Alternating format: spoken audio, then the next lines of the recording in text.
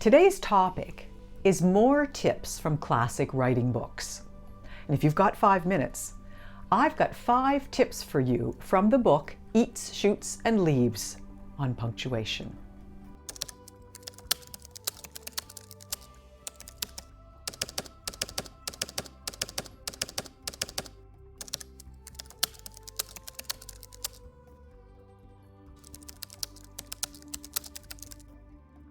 In today's episode, I'm going to share with you another installment from my mini-series of great writing reference books. I'm selecting 5 of the best pieces of advice that I like from 5 of the best reference books that I think that every writer ought to have. Well, of course, I think that you should have all these books and you should read them in their entirety for yourself, and you should keep them and refer to them from time to time. But if you can't, or if you just like a little refresher, I'm going to share with you 5 tips. And today's tips are about punctuation, oddly. Today's book is Eats, Shoots, and Leaves: The Zero Tolerance Approach to Punctuation by author Lynne Truss. Now, before we get to the book, I want to tell you a little bit about Lynne Truss. Lynne Truss is a British author, novelist, broadcaster, journalist.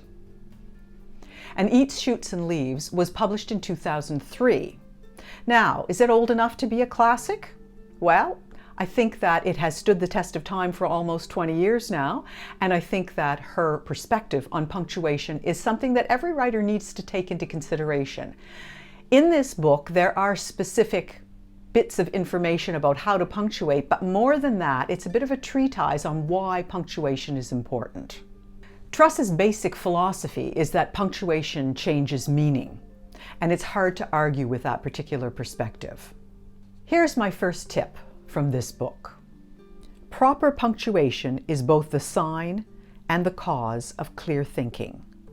I think that as a writer, if you have a clear idea of what you want to say, then you're going to use punctuation accurately if you know how to use it. If you're not clear on how you want to say something or even what you want to say, then you're more likely to make mistakes with your punctuation. So it does show clarity. Here's tip number 2 from Eats, Shoots, and Leaves. Punctuation marks are the traffic signals of language. They tell us to slow down, notice this, take a detour, and stop. Now, there's very little doubt that punctuation controls the flow of words. Don't believe me? Take a page of your writing, remove all the punctuation from it, and read it out loud. Then put the punctuation back in and read it out loud again.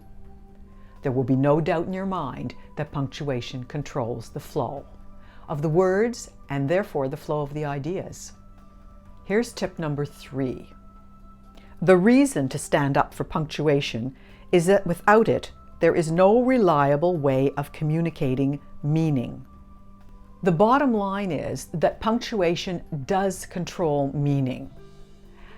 All over the internet, you'll find examples of crazy problems with punctuation that completely changed the message on many billboards, advertisements, even in memos, in business writing. If you want your message to be clear and you want people to understand what it is you're trying to tell them, then you'll learn how to use punctuation properly. Tip number 4. If you still persist in writing good food at its best, you deserve to be struck by lightning, hacked up on the spot, and buried in an unmarked grave. Okay, so I know that sometimes it's a typo, and you really do understand the difference between its, I-T-S, and its, I-T apostrophe S. However, this is one of those errors in punctuation that make punctuation crazies go crazy, and some of those people are editors who might be making a decision about whether or not they're going to publish your work.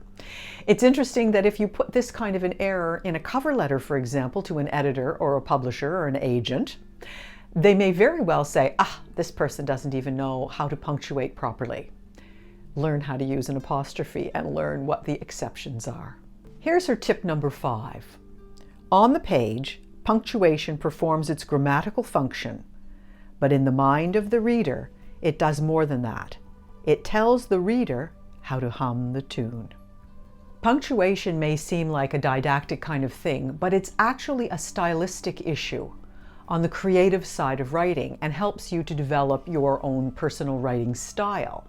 For example, if you use em dashes instead of commas in certain circumstances, it changes the kind of emphasis on the material between those two em dashes.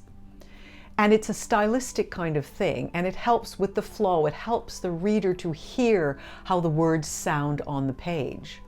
And if you don't know the difference between using commas and using em dashes, you might want to watch the video that I did on the use of the em dash. In my view, until you learn the rules of punctuation, how to use punctuation of the English language correctly, you don't have license to break those rules. Once you learn them, and you break them intentionally, and you know what meaning you're creating as a result, you can go ahead and do it. Oh yes, and don't rely on an editor to fix all your punctuation mistakes, because the editor is going to change things the way he or she thinks they ought to be, and may very well change your message entirely. And you wouldn't want that. Talk to you soon. Subscribe to Write, Fix, Repeat, and maybe I can help you improve your writing knowledge and skills. 5 tips at a time.